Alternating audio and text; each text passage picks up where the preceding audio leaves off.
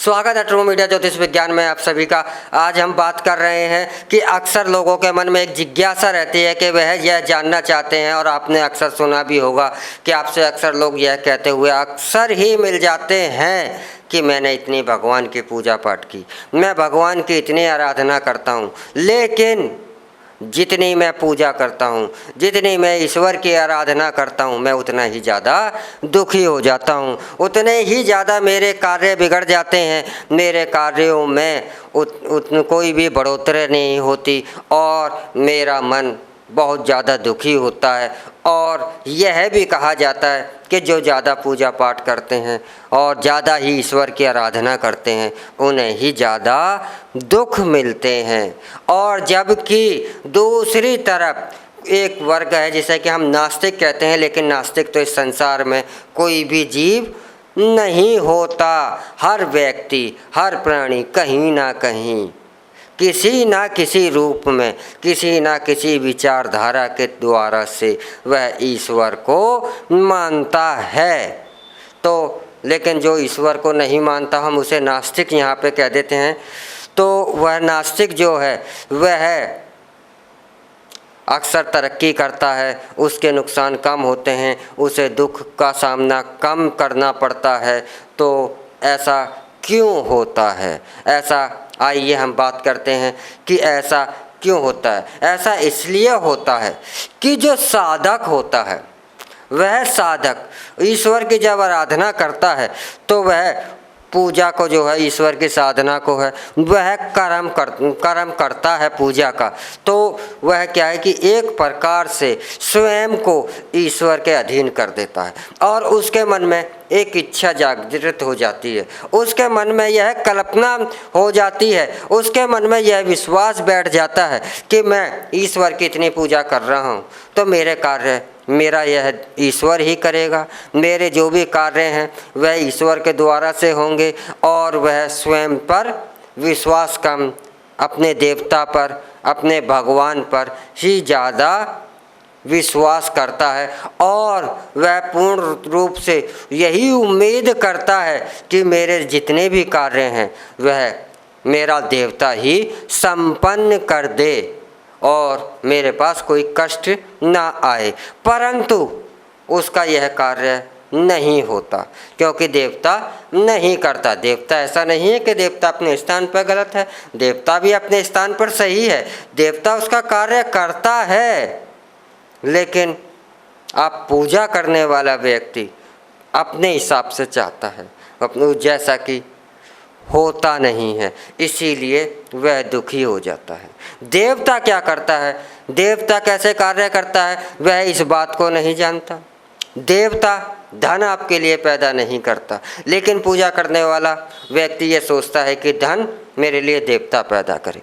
देवता धन पैदा नहीं करता, ईश्वर आपके धन में बरकत पैदा करता है। आपकी पूजा से आपके समृद्धि आए ना आए, लेकिन परिवार के अंदर शांति स्थापित होती है, परिवार में खुशहाली आती है, परिवार में एकता आती है, परिवार में प्रेम बढ़ता है।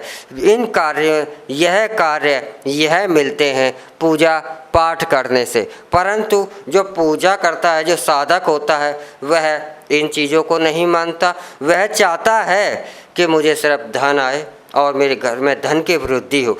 ज़्यादा धन जिसके घर में भी आ जाता है, आवश्यकता से हर एक वस्तु जो ज़्यादा है आवश्यकता से अधिक, वह विष बन जाती है।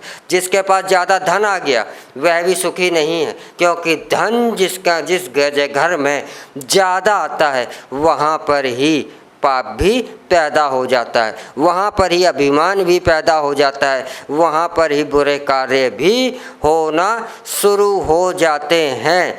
तो अति सर्वर्थ वर्ज्यते। तो लेकिन वह जो साधक है वह चाहता है कि मेरे यह कार्य हों, इसलिए वह कार्य उसके नहीं होते।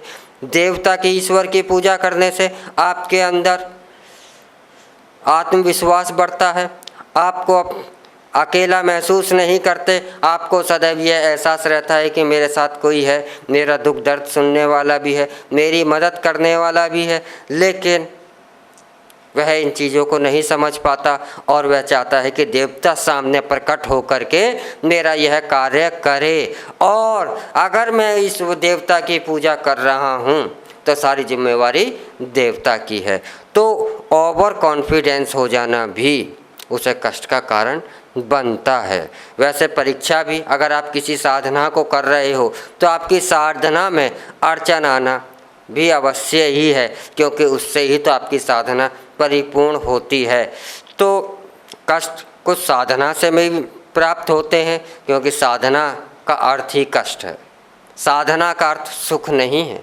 साधना की प्राप्ति के लिए कष्ट होगा, क्योंकि जहाँ साधना एक सरस्वती का रूप है और सरस्वती विरासत में नहीं मिलती, वह शरीर को तपा करके, शरीर को कष्ट दे करके कठोर श्रम के द्वारा से मिलती है। तो साधना की प्राप्ति कष्टों के द्वारा से ही होती है।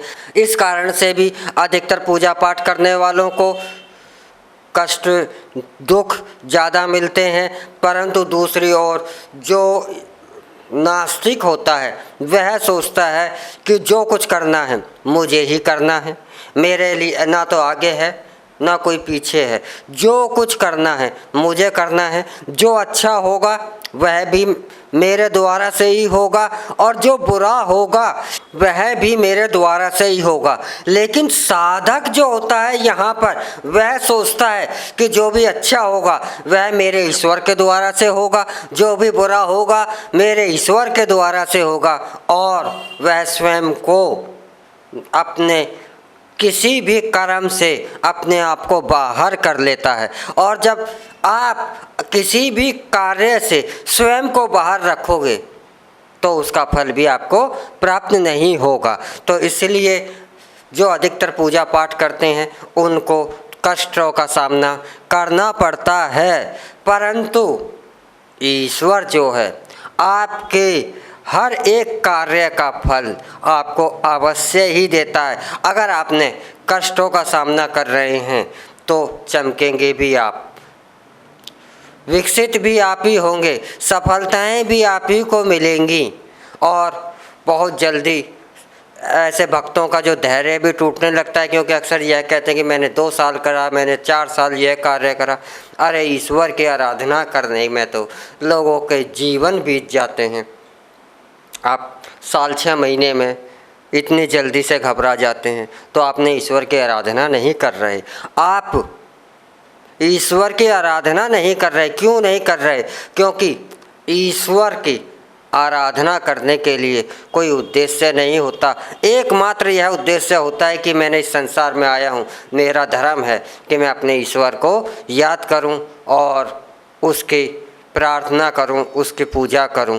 यह आपका धर्म हो जाता है। लेकिन जिन लोगों यह कहते हैं उनका एक उद्देश्य होता है कि मुझे इस कार्य के बदले कुछ प्राप्त हो जाए, तो वह एक व्यापार करने लगते हैं। और जब यह व्यापार की संधि टूटती है और तो वह दुखी होते हैं और यह अक्सर कहने लगते हैं कि मैंने यह कार्य करा, ईश्वर ने मुझे, क्योंकि उन्हें मनवांछित फल प्राप्त नहीं होता। और मनवांछित फल क्यों प्राप्त नहीं होता?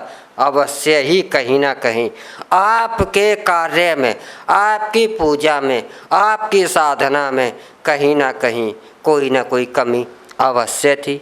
और अगर आपके कार्यों में जब तक कमी रहेगी तो जब तक वह पूर्ण रूप से सफल नहीं होगा। तो इस कार्य को वह ना समझकर यह कहने लगते हैं कि ईश्वर की आराधना से मुझे कष्ट प्राप्त होता है, दुख प्राप्त होता है। तो यह कारण भी होता है कि ईश्वर की पूजा करने से अधिक दुख प्राप्त होते हैं। क्योंकि सोना जो है, अगर आप साधना करोगे तो सोना जो है वह जब ही गहने का आकार लेता है और गले में या बदन पर सजता है और लोगों को वाह वाह करवाता है। लेकिन उस गहने को, सोने को गहने का आकार लेने से पहले उसे भट्टी में तपना तो पड़ता है। तो जो अगर आप साधना कर रहे हो, ईश्वर की आराधना कर रहे हो, तो आपको उस भट्टी में तपना ही पड़ेगा। तो आपको कष्टों का सामना अवश्य ही करना पड़ेगा। इसी के साथ हम आपसे विदा लेते हैं। अगले एपिसोड में फिर मिलेंगे एक नए विषय के साथ, एक नई जानकारी के साथ। आप हमारा ट्रू मीडिया ज्योतिष विज्ञान को लाइक शेयर कमेंट करना ना भूलें, और हमारे द्वारा दी गई जानकारी आपको कैसी लगी यह भी कमेंट बॉक्स में आप अवश्य ही बताएं। हर हर महादेव। अगर आप ये वीडियो YouTube पर देख रहे हैं तो हमारे चैनल को सब्सक्राइब करें और बेल आइकन को दबाना ना भूलें। अगर आप Facebook पर ये वीडियो देख रहे हैं तो हमारे पेज को लाइक करें।